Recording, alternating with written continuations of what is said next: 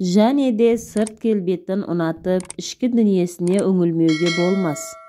Ой, Айша, сен бір тұнып тұрған психологсың. Менің ойымша ағай келбетіне, мінезі сай жан деп ойлаймын. Ағай, байқа, ертесінде түсте екеуі ауруханаға келуге келіскен. Жанаділ терезеден Айшаның көлігін көрді. Құрбың келіп тұр. Екеуің бір жаққа барасыңдар ма? Иә, біз бүгін оның ағасына ауруханаға барамыз. Сосын биге.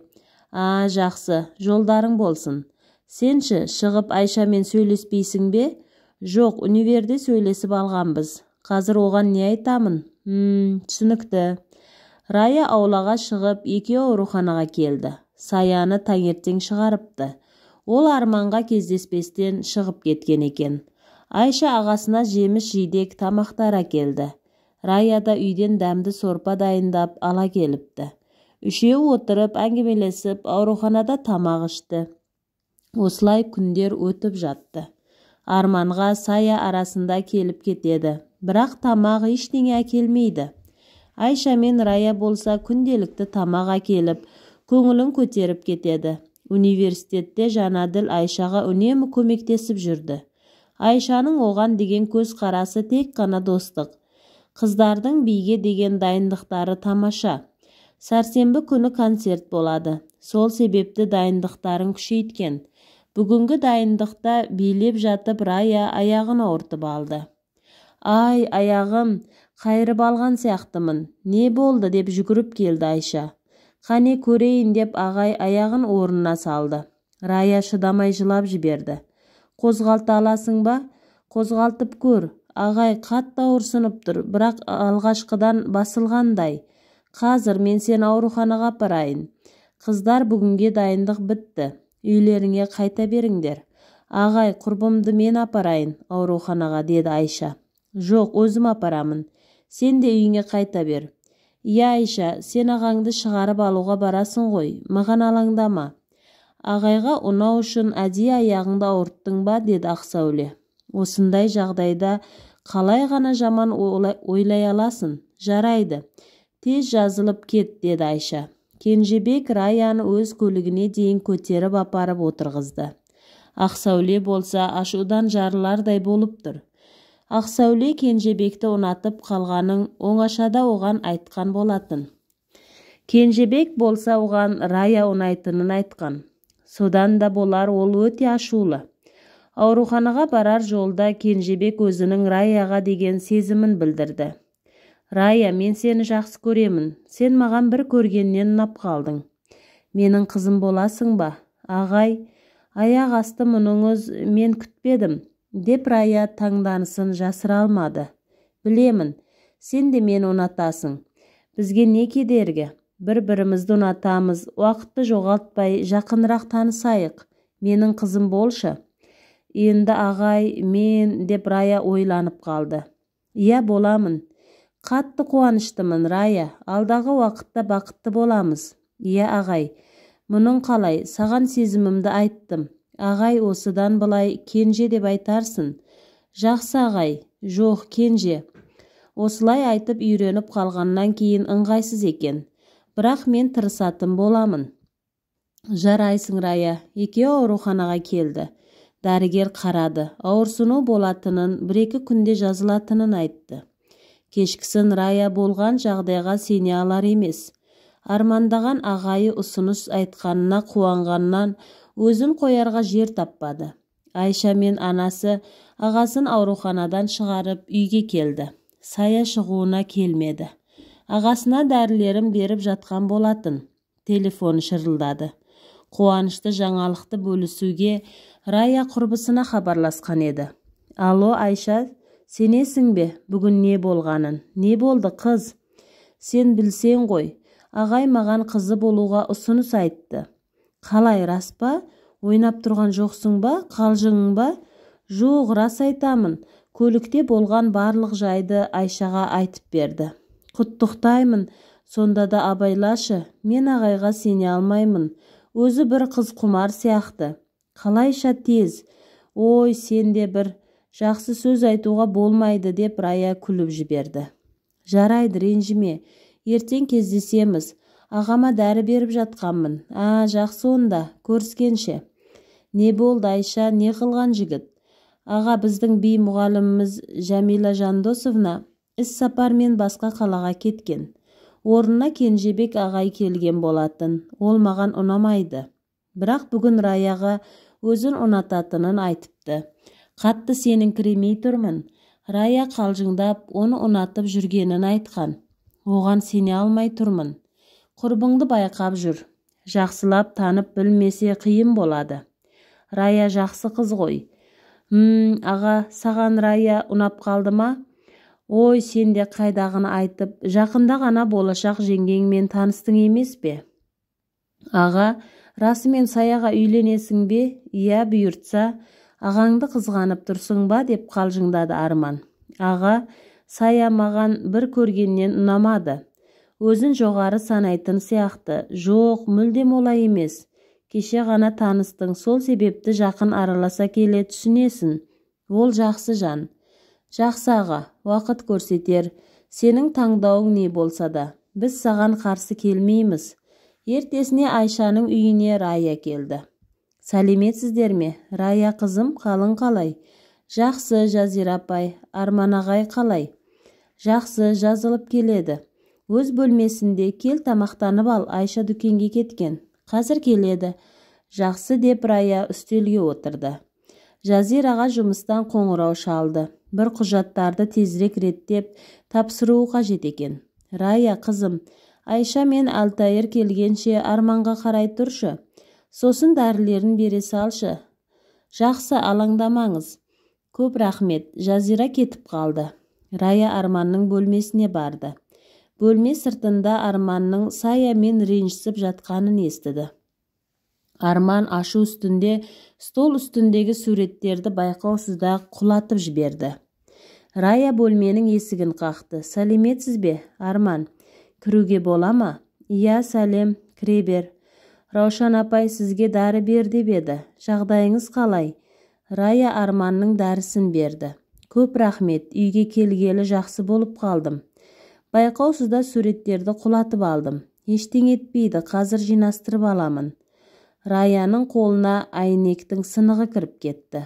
Рая, байқамайсың ба? Кешір мені, мен кінәлімін. Арман, ештеңе етпейді. Әйнектің кішкене сынығы, алаңдамаңыз.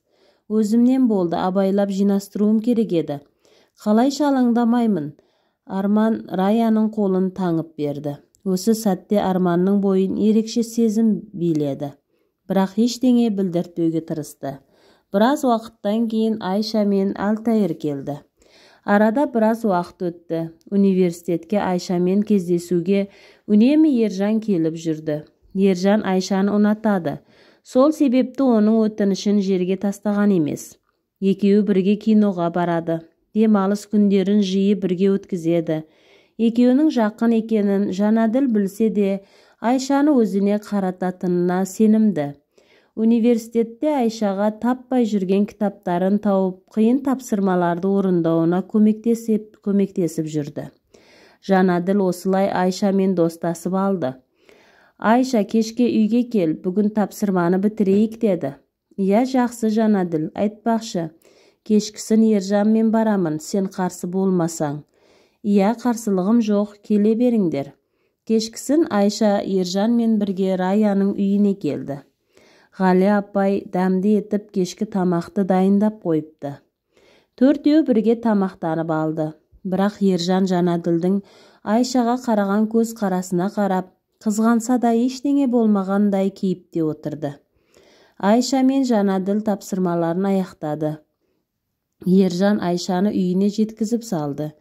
Бүгін сәрсенбі, конкурс болатын күн. Барлығы қобалжу үстінде.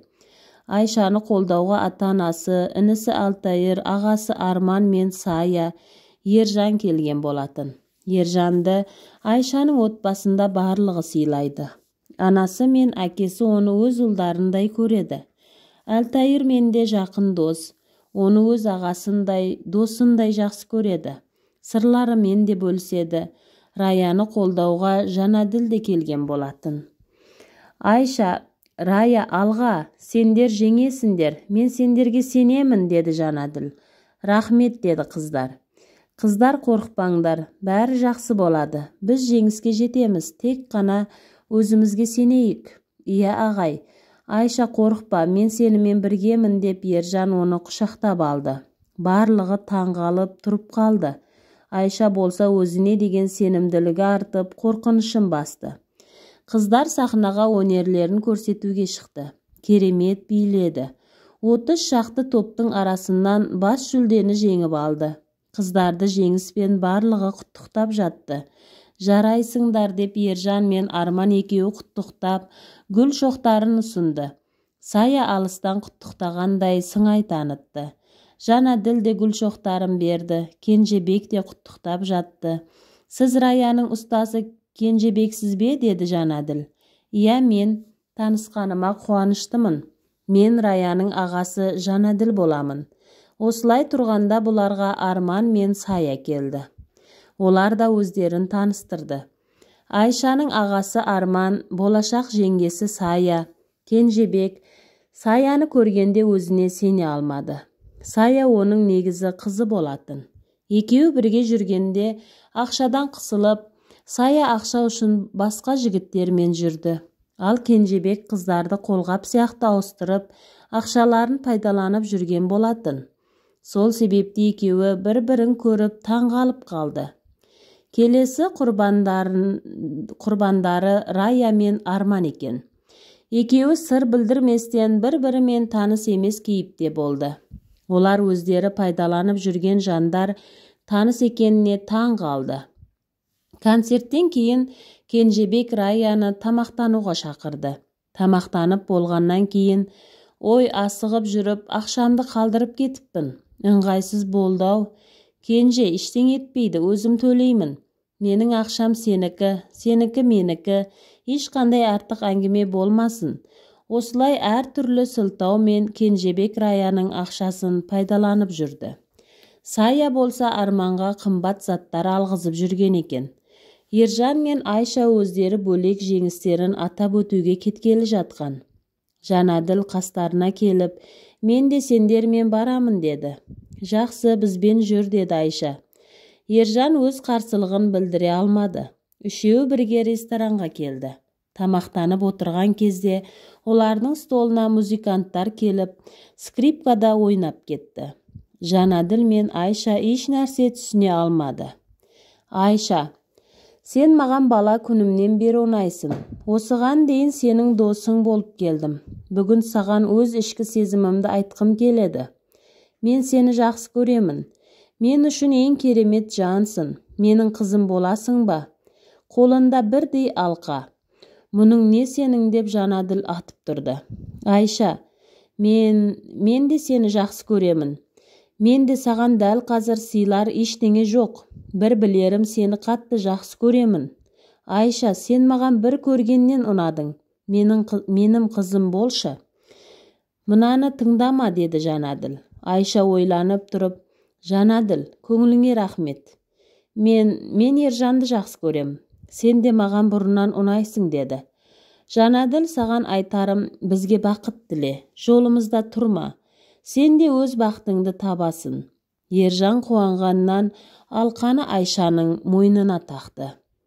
Жанаділ ештеңе деместен кетіп қалды. Келесі апта Айшаның туған күні. Барлығы дайындалып жүр. Рая Кенжебекке ерекше сыйлық алайық деп ұсыныс айтты. Кенжебек те келісті. Екеуі бірге дүкендер аралап жүрген. Кездейсоқ дүкен ішінде тұрған Саяны Рая байқап қалды. Саяның жанында басқа адам. Екеуі жақын жандар сияқты. Саяжан, қай сумканы аласың? Қайсысын таңдайсың? Сен үшін бәрін беруге дайынмын. Мынаны алайын. Сатушы қыз, бұл дүкендегі ең бағалы сөмке. Таңдауыңыз тамаша. Осы сөздерді естіп, Рая өз құлағына өзі сене алмады. Кенжебек екеуі біраз аралап жүріп, қымбат білезік сатып алды. Әрине ақшаны Рая төледі. Кенжебек әжетханаға баруы керектігін ескертіп, сылтауратты. Кешкісін қонақтар, Айшаның достары, құрбы-құрдастары бәрі ресторанға жиналды. Әкесі Асхат пен анасы Жазира қонақтарды жақсы қарсы алды. Ержанның ата-анасы мен қарындасы да келді. Олар қаладағы ең беделді адамдар. Әкесі білікті дәрігер, анасының жеке бизнесі бар. Қарындасы Аружан болашақ дәрігер. Олар болашақ құдалары мен сырға салу, келешектегі той жайында сөйлесуге келген. Әзірге бәрі құпия.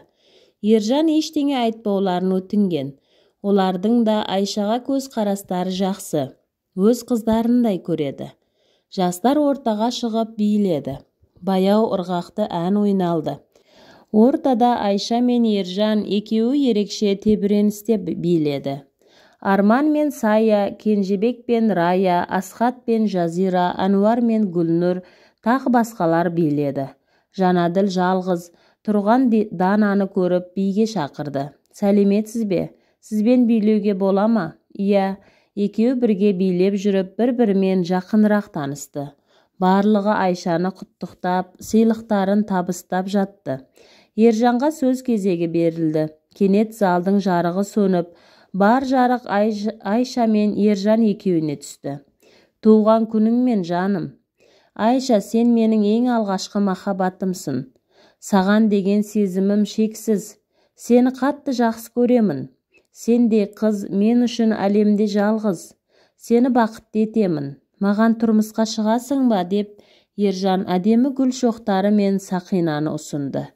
Иә деп жауап берді. Ортаға торта келінді. Барлығы қол шапалақтап, екеуін құттықтап жатты.